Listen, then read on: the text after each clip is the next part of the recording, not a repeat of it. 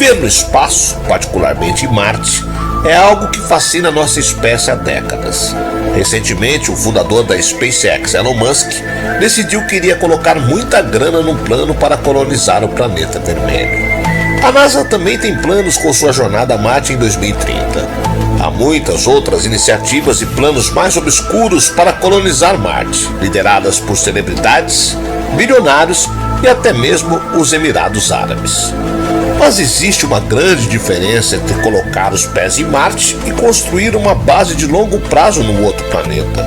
Em relação à colonização humana de Marte, há uma série de preocupações.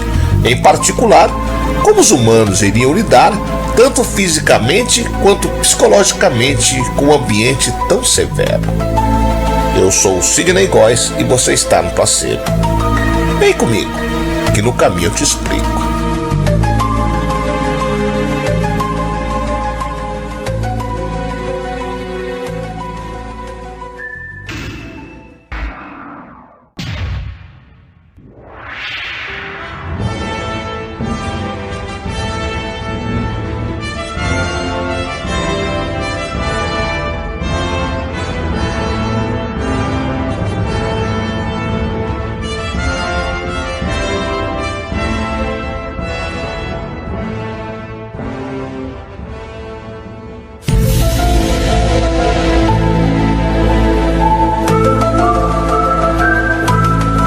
O nosso planeta é um ponto solitário na imensa escuridão cósmica que nos engolfa. A Terra é o único mundo conhecido até agora que abriga a vida. Não há nenhum lugar, ao menos no futuro próximo, para o qual a nossa espécie possa migrar. Esse é um trecho do ensaio Pálido Ponto Azul, um famoso texto de Carl Sagan. Em um vídeo de 2019, o empresário Elon Musk lê e dá risada. Isso não é verdade? Temos Marte, diz ele. A questão é, temos mesmo? Nas próximas décadas ou séculos, provavelmente será viável do ponto de vista tecnológico estabelecer bases de pesquisa no planeta vermelho. Elas serão algo equivalente ao que acontece na Antártida hoje. O continente abriga laboratórios de diversos países, mas não é casa de ninguém. Uma colonização propriamente dita, com gente morando e fazendo família em loco, exige algum interesse econômico, como a mineração, por exemplo, além da curiosidade científica. Seria difícil financiar o custo exorbitante de estabelecer uma população em Marte sem algum lucro que justificasse. Outra hipótese é uma mudança forçada, ocupar outro planeta porque tornamos o nosso inabitável, como temia Sagan. Em qualquer caso, a questão central é o quanto poderíamos preparar o terreno para a nossa chegada. Fala-se muito em terraformação, tornar Marte habitável na marra, criando uma atmosfera artificial com auxílio de bactérias geneticamente modificadas. Essa só seria uma meta plausível com a tecnologia de um futuro muito distante, e não se aplica à ideia de fugir da Terra por causa de um colapso ambiental. Afinal, se fôssemos capazes de injetar uma atmosfera em um planeta que perdeu a sua há bilhões de anos, com certeza já teríamos dado um jeito de reverter o aquecimento global por aqui. Aí, não haveria por que fugir. O mais provável, então, é que a presença humana no nosso vizinho planetário nasça mesmo no interesse científico e turístico, e que de início o planeta permaneça inóspito e caro de se habitar. Só para se ter uma ideia, cada tripulante da Estação Espacial Internacional custa $600 milhões por ano. Marte é inóspito, o planeta vermelho é um inferno gelado. Na linha do Equador, no verão, as máximas batem em 20 graus centígrados, mas a temperatura média do planeta é de 81 graus centígrados negativos. O ar marciano é extremamente rarefeito, equivale a uma altitude de 33 mil metros aqui na Terra. São 0,006 atm de pressão atmosférica. Isso equivale a 6 milésimos daquela da superfície do nosso pálido ponto azul. Nessas condições, a temperatura de ebulição da água praticamente se iguala ao ponto de fusão, no qual o gelo derrete. Ou seja, esqueça o estado líquido. Nossa amiga H2O pula direto do estado sólido para o gasoso. Como o corpo humano consiste em no mínimo 60% de água, um sapiens sem trajes em Marte ferve por dentro. Mal dá tempo de sufocar pela falta de oxigênio, ou de destruir seu DNA com a radiação solar sem filtros. O jeito seria viver exclusivamente entre quatro paredes. A água teria que vir congelada dos polos, que ficam a mais de 5.000 quilômetros do Equador, onde os colonizadores optariam por viver para aproveitar o calorzinho michuruca. Uma logística difícil, mas não impossível. Outra meta plausível é dar uma de Matt Damon e plantar a comida em Marte. O planeta recebe 59% da luz solar que chega à Terra e o solo, a NASA já averigou, contém nutrientes. No ambiente pressurizado, com uma mãozinha de iluminação artificial, dá para fazer. O problema é a energia. Para o mínimo, manter a pressão e a temperatura terráqueas no interior dos ambientes, transportar, descongelar e tratar a água, produzir o O2 e eliminar o CO2. E aqui temos um problemão.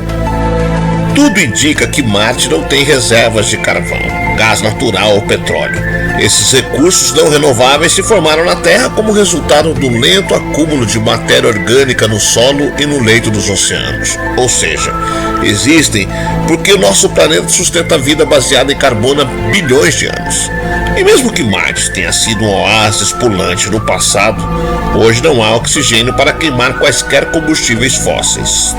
Energia eólica não dá, a atmosfera rarefeita não tem muque para mover turbinas.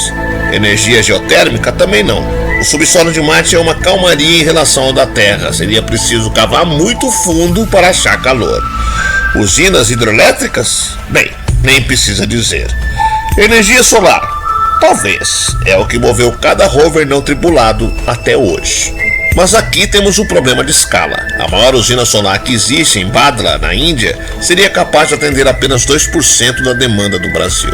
Ela ocupa 57 quilômetros quadrados, a mesma área da ilha de Manhattan. É inviável levar para Marte o tanto de matéria-prima necessária para construir uma infraestrutura dessas. Assim, a esperança seria a energia atômica. Um reator pode caber no foguete e o seu combustível dura um tempão. Um submarino nuclear da classe Los Angeles da Marinha Americana só precisa recarregar a cada 33 anos. De fato, a nova missão da NASA, o Perseverance, usa uma bateria nuclear. Em suma, estabelecer uma civilização viável em Marte, mesmo que na forma de uma pequena colônia, é um processo de décadas que exigiria centenas de viagens. Os habitantes teriam uma vida precária. Na Terra, a gente geralmente não morre se faltar luz. Lá pelo século 22, salários exorbitantes talvez atraíssem funcionários aventureiros para trabalhar na recepção de turistas bilionários. Para tornar o cotidiano marciano mais atraente e similar ao terráqueo, o caminho mais plausível é a biologia sintética. Conforme estudam o DNA de extremófilos, micro-organismos com tolerância altíssima à radiação, calor, pressão e etc. Os geneticistas obtêm uma biblioteca de genes que permite a sobrevivência em condições inóspitas e metabolismos que não dependem de oxigênio ou da luz solar. Assim, torna-se possível montar em laboratório bactérias talhadas sob medida para viver e modificar Marte. A Terra, há uns 2 bilhões de anos, tinha pouco ou nenhum oxigênio na atmosfera. Ele veio todo após a evolução da fotossíntese pelas primeiras cianobactérias.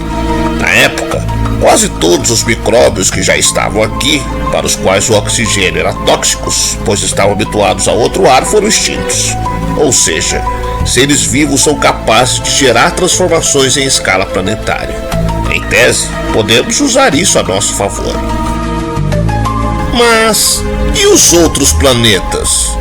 Que tal Vênus? Os problemas lá são opostos aos de Marte. A atmosfera é composta basicamente de dióxido de carbono com pitadas de outros gases tóxicos. É 92 vezes mais densa que a Terra. Se em Marte a água se transforma de gelo em vapor, em Vênus era só vapor mesmo. A temperatura média é de 464 graus centígrados, mais quente que qualquer forno doméstico e o suficiente para derreter chumbo. É um ambiente tão extremo que as sondas enviadas para a Estrela da Manhã duram menos de um dia. A recordista é a Venera 13 de 1981, que funcionou por 127 minutos até ser destruída por superaquecimento. Diante desse cenário apocalíptico, as propostas para a colonização de Vênus são mais exóticas que as marcianas. Há quem fale em viver em um balão gigante flutuando exatamente na faixa de altitude em que as condições atmosféricas são parecidas com as da Terra.